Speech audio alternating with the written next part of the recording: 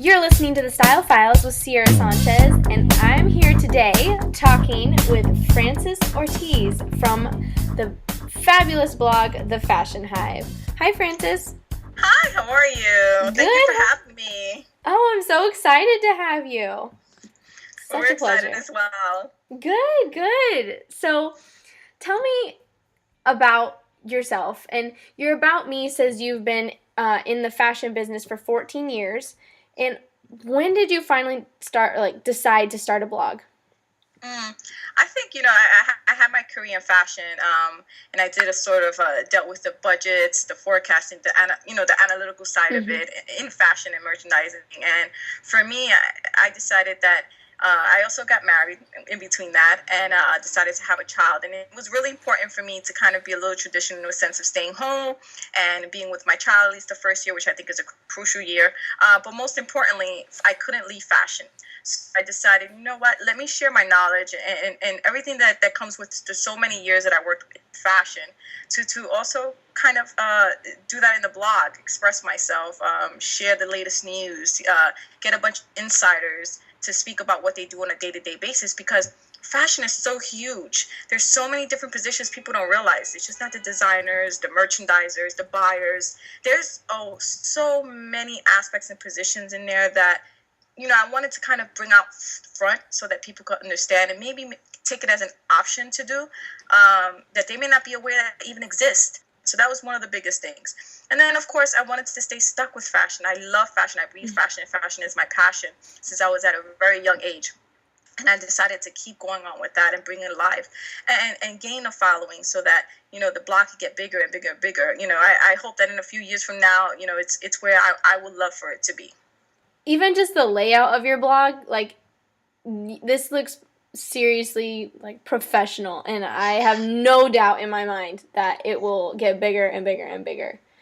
Thank you. I appreciate that. It's a lot of hard work. I mean, people ask, how long does it take you?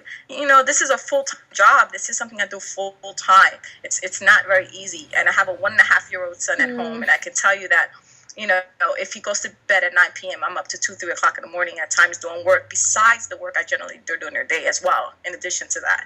So I would say that if you want to become a blogger, take it serious and take it as a business. Don't take it as a hobby. If you want it as a hobby, great. But if you want to be a serious blogger, you need to act as a serious blogger and take it as a serious blogger if you want anything ever to happen. Can you tell me about your ideal reader? Who do you want to be reading your blog?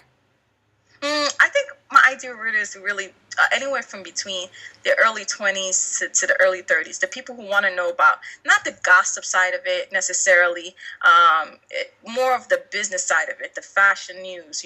Who's the latest designer at Valencia? Who's doing what? What celebrity has the newest line coming out? Is it worth going to see? Is it not? Is the latest designer collaboration with a medium target retail? Is it good? Is it not?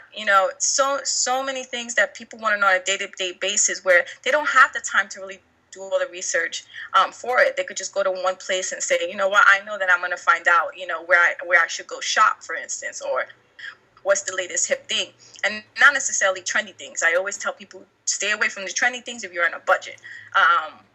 Feedback like that, things that they can actually utilize on a daily basis.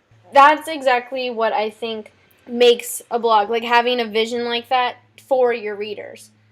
Because if you don't know who you're trying to talk to, then they don't know what they're trying to read, and you have that. That's amazing. Thank you. On your blog, you have multiple categories ranging from celebrity and fashion to beauty and decor, not to mention subcategories to those. Do you contribute to those categories each and every day, or do you set up a schedule for yourself? Both. That's a really good question. I think everyone should have an editorial calendar. It's just it's a little more good for time management purposes and just to get you rolling, get your ideas spread out. But I think most importantly, when you're dealing with fashion news, things comes up at a spare of the moment, and you want to be the first person, not the first person, but one of the first people to get it up there as fast as possible, so you can get your readers to have the same information as everyone else. If they want to know, where did Alexander Wang, for instance, go to? Did he go to Valencia? Did he go to this designer, to this fashion house? You want to put that up as soon as possible. And that's something that you can't plan ahead. The news comes out, boom, you want to be one of the first ones to get it and put it out. So it's a little of both, I would say. And with the subcategories, I broke it down like that so that it could be a little easier for readers, that if they don't want a certain thing, they want to, something like, for instance, they want to look at editorials, the latest celebrity that they are in love with, they could go strictly to just sell it, celebrity editorials, and that they don't waste time having to go through each post looking for exactly what they want. So I tried to make it easier and tag it for them in that sense, to kind of break it down for them. My favorite category is your decor page. Yes. So where do you find those pictures to post? Believe it or not, I'm a big fan of Pinterest. Oh my gosh. Pinterest is not the only place, but Pinterest is one of the places. I love Elle decor as well. But of course, everyone out there, if you want to be a blogger, make sure, most importantly, that you are allowed to use the images, or you give credit at least. So please make sure you do that. But in Pinterest, it's one of those perfect examples of everyone coming together who love visual images and really enjoy sharing them. So every time I utilize something from Pinterest, I make a note, kind of like self-advertising it for them, so to speak, because I don't get paid to advertise Pinterest, but I love Pinterest so much. And when I utilize them, I give them the credit, so that people can actually enjoy it as much as I do. Pinterest, it's become an obsession of mine. You cannot help but spend hours on Pinterest. And it's for things like what you're posting on your blog. You find those images and they attract you, and they would attract other people, especially the people who go and read your blog. Yes. But on your blog, you have a Shop the Fashion Hive page. So how do you choose what to put on it? That's a good question, because for me, I don't want to pick everything that's just my style. I have a certain style that I'm comfortable with, that, reflects who I am. But when you go to style someone, you don't style someone else to style, with the same style you have. You try to find their personal taste and what they like and what they're going to feel comfortable with, because I believe that's the most important thing. So when I look at things, I look at things that I feel like, certain people like this, but I try to stay away from a lot of trendy things. When I do the selections, I try to pick things that are a little more realistic on the budget. Something that's not too high fashion, because I could come across $2,000 shirt. They might splurge a little, and splurge into might be $250 top. Somebody who's more budget conscious may spend $30 on the top. So I try to do a whole range of that, and also keep it in mind in different people's taste in fashion. When I go to that page, I see a lot of that, and there's a lot of jewelry, but nothing too flashy, or I've noticed nothing too trendy, but everything seems to be so classic, and that's what I like about it. Yes, I love that you use that word, because I think that's the most important thing. People are like, I'm on a budget. Okay, if you're on a budget, then you stay away from the trendy things, the flashy things, because it's in now and it's gone next season. So exactly. if you want to fill up your closet, and you want things to last, and it can go from season to season to season, the most important things is fill up your closet with the basics, but you can give it a twist. Focus on the details.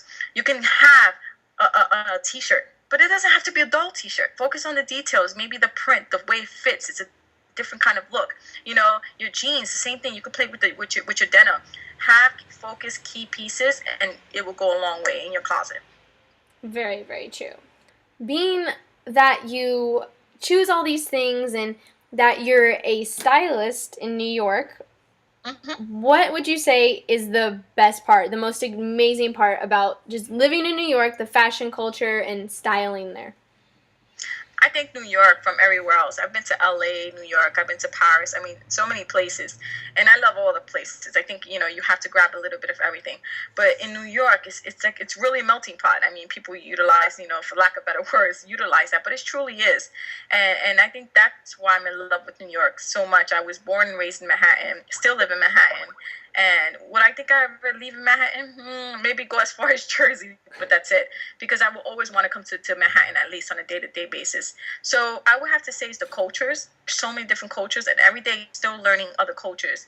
And being open-minded, and knowing that people are going to have different styles, and that's okay. I always say, you may not have my style, but if you have style, I love it. I respect it. Anybody who's not afraid to wear something and stand out a little bit, and really embrace their personality, embrace who they are by visually showing that, I love. I have a friend of mine who's a little more flashier. We call my look a little minimalist, classic looking. I like the kind of the Victoria Beckham look, versus she's a little flashier. We call it the Mary J. Blige because she's a little loud, And you know what? It may not be my style, but I love it.